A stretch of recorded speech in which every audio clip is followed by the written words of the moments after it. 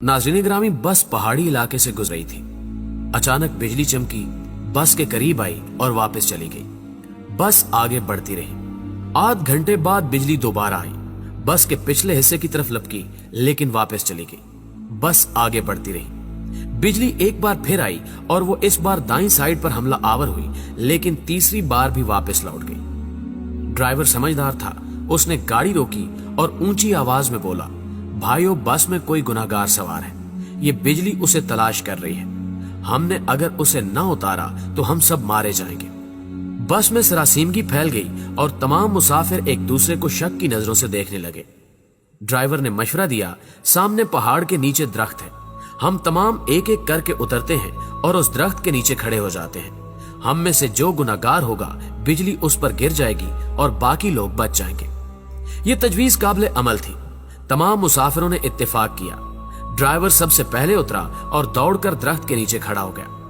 बिजली आसमान पर चमकती रही, लेकिन वो ड्राइवर की तरफ नहीं आई। वो बस में वापस चला गया। दूसरा मुसाफिर उतरा और दरख्त के नीचे खड़ा हो गया। बिजली ने उसकी तरफ भी तवज्जो नहीं दी। तीसरा मुसाफिर भी साफ बच गया। यूं मुसाफिर आते रहे, दरख्त के नीचे खड़े होते रहे और वापस जाते रहे, यहां तक कि सिर्फ एक मुसाफिर बच गया। ये गंदा मजहूल सा मुसाफिर था। कंडक्टर ने उसे तरस खाकर बस में सवार कर लिया था। मुसाफिरों ने उसे बुरा भला कहना शुरू कर दिया। लोगों का कहना था कि हम तुम्हारी वजह से मौत के मुंह पर बैठे हैं, तुम फौरन बस से उतर जाओ। वो उससे उन गुनाहों की तफसील भी पूछ रहे थे जिनकी वजह से एक अजियतनाक मौत उसकी मुंतजिर थी। वो मुसाफिर उतरने के लिए तैयार नहीं था, लेकिन लोग उसे हर कीमत पर बस से उतारना चाहते थे। मुसाफिरों ने पहले उसे बुरा भला कहकर उतरने का हुक्म दिया, फिर उसे प्यार से समझाया और आखिर में घसीट कर उतारने लगे। वो कभी किसी सीट की पुष्ट पकड़ लेता था, कभी किसी राड के साथ लिपट जाता और कभी दरवाजे को जप्फा मार लेता, लेकिन लोग बाज ना आए। उन्होंने उसे जबरदस्ती घसीट कर उतार दिया। ड्राइवर ने बस चला दी। बस जो ही गुनाहगार से चंद मीटर आगे गई, धाड़ की आवाज आई, बिजली बस पर गिरी और तमाम मुसाफिर चंद लम्हों में जलकर भस्म हो गए। वो गुनहगार मुसाफिर 2 घंटों से मुसाफिरों की जान बचा रहा था। नाज़रीन ग्रामी, मुझे किसी साहब ने एक दिलचस्प वाकया सुनाया। वो तुर्की के रास्ते यूनान जाना चाहते थे। एजेंट उन्हें तुर्की ले गया। ये अजमेर शहर से दूसरे लोगों के साथ बर्फबारी का इंतजार करने लगे। सर्दियां यूरोप में दाखिले का बेहतरीन वक्त होता था। बर्फ की वजह से सिक्योरिटी एहलकार मोर्चों में दुबक जाते थे। बॉर्डर पर गश्त रुक जाता था और एजेंट लोगों को कश्तियों में सवार करते थे और उन्हें यूनान के किसी साहिल पर उतार देते थे। ये एजेंटों की आम प्रैक्टिस थी। उन साहब ने बताया कि हम तुर्की में एजेंट के डेरे पर पड़े थे। हमारे साथ गुजरांवाला का एक गंदा सा लड़का था। वो नहाता भी नहीं था और दांत भी साफ नहीं करता था। उससे खौफनाक बू आती थी। तमाम लोग उससे परहेज करते थे। हम लोग दिसंबर में कश्ती में सवार हुए। हम में से कोई शख्स उस लड़के को साथ नहीं ले जाना चाहता था। हमने उसे रोकने की कोशिश की, लेकिन वो रोना शुरू हो गया। एजेंट के पास वक्त कम था, चुनांचे उसने उसे ठुड्डा मारकर कश्ती में फेंक दिया। कश्ती जब यूनान की हदूद में दाखिल हुई तो कोस्ट गार्ड एक्टिव थे। यूनान को शायद हमारी कश्ती की मुखबरी हो गई थी। एजेंट ने मुख्तलिफ रास्तों से यूनान में दाखिल होने की कोशिश की, मगर हर रास्ते पर कोस्ट गार्ड थे। इस दौरान उस लड़के की तबीयत खराब हो गई। वो उल्टियां करने लगा।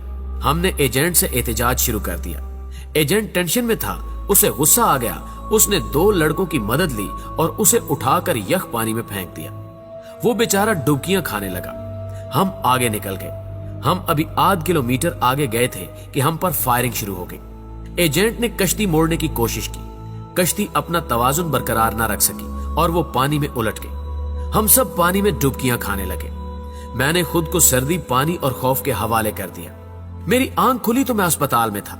मुझे अमले ने बताया कि कश्ती में सवार तमाम लोग मर चुके हैं, सिर्फ 2 लोग बचे हैं। मैंने दूसरे शख्स के बारे में पूछा। डॉक्टर ने मेरे बेड का पर्दा हटा दिया। दूसरे बेड पर वही लड़का लेटा था जिसे हमने अपने हाथों से समंदर में फेंका था। समंदर की लहरें धकेलकर उसे साहिल तक ले आई थी। मुझे कोस्ट गार्ड ने बचा लिया था, जबकि बाकी लोग गोलियों का निशाना बन गए या फिर सर्दी से ठिठर कर मर चुके थे। मैं 15 दिन अस्पताल में रहा। मैं इस दौरान ये सोचता रहा कि मैं क्यों बच गया। मुझे कोई जवाब नहीं सूझता था। मैं जब अस्पताल से डिस्चार्ज हो रहा था, मुझे उस वक्त याद आया कि मैंने इस लड़के को लाइफ जैकेट पहनाई थी। एजेंट जब उसे पानी में फेंकने के लिए आ रहा था तो मैंने फौरन बाग से जैकेट निकालकर उसे पहना दी थी। ये वो नेकी थी जिसने मुझे बचा लिया। मुझे जो ही ये नेकी याद आई, मुझे 6 माह का वो सारा जमाना याद आ गया जो हमने उस लड़के के साथ गुजारा था। हम ना सिर्फ तुर्की में उसकी वजह से बचते रहे थे, बल्कि वो जब तक हमारी कश्ती में मौजूद रहा हम कोस्ट गार्ड से भी महफूज रहे, यख पानी से भी और मौत से भी महफूज रहे। हमने जो ही उसे कश्ती से धक्का दिया, मौत ने हम पर अटैक कर दिया। मैंने पुलिस से दरखास्त की कि मैं अपने साथी से मिलना चाहता हूँ। पुलिस एहलकारों ने बताया कि वो पुलिस वैन में तुम्हारा इंतजार कर रहा है। मैं गाड़ी में सवार हुआ और जाते ही उसे गले लगा लिया। मुझे उस वक्त उसके जिस्म से किसी किस्म की बू नहीं आ रही थी। मुझे मालूम हुआ कि मेरे साथियों को उसके जिस्म से अपनी मौत की बू आती थी। ये उन लोगों की मौत थी जो उन्हें उससे अलग करना चाहती थी, और जो ही अलग हुए सब के सब मौत की आगोश में चले गए। नाज़रीन गिरामी, मेरे एक बुजुर्ग दोस्त जवानी में अरबपति थे, लेकिन उनकी जिंदगी का आखिरी हिस्सा उसरत में गुजरा।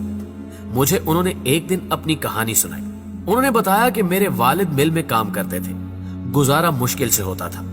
उनका एक कजन माजूर था। कजन के वालिदैन फौत हो गए, उसके आगे पीछे कोई नहीं रहा। मेरे वालिद को तरस आ गया और वो उसे अपने घर ले आए। हम 5 बहन भाई थे, घर में गुर्बत थी और ऊपर से एक माजूर बच्चा सर पर आ गया। वालदा को वो अच्छे नहीं लगते थे, वो सारा दिन उन्हें कोसती रहती थी। हम भी वालदा की वजह से उनसे नफरत करते थे, लेकिन मेरे वालिद को उनसे मोहब्बत थी। वो उन्हें हाथ से खाना भी खिलाते थे और उनका बोल बराज भी साफ करते थे और उन्हें कपड़े भी पहनाते थे। अल्लाह का करना यह हुआ, हमारे हालात बदल गए। हमारे वालिद ने छोटी सी भट्टी लगाई, ये भट्टी कारखाना बनी और वो कारखाना कारखानों में तब्दील हो गया। हम अरबपति हो गए। 1980 की दहाई में हमारे वालिद फौत हो गए।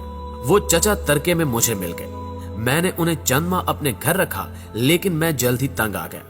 मैंने उन्हें पागल खाने में दाखिल करा दिया और वो पागल खाने में रहकर इंतकाल कर गए। बस उनके इंतकाल की देर थी कि हमारा पूरा खानदान अर्श से फर्श पर आ गया। हमारी फैक्ट्रियां, हमारे घर और हमारी गाड़ियां, हर चीज नीलाम हो गई। हम रोटी के नवालों तक को तरसने लगे।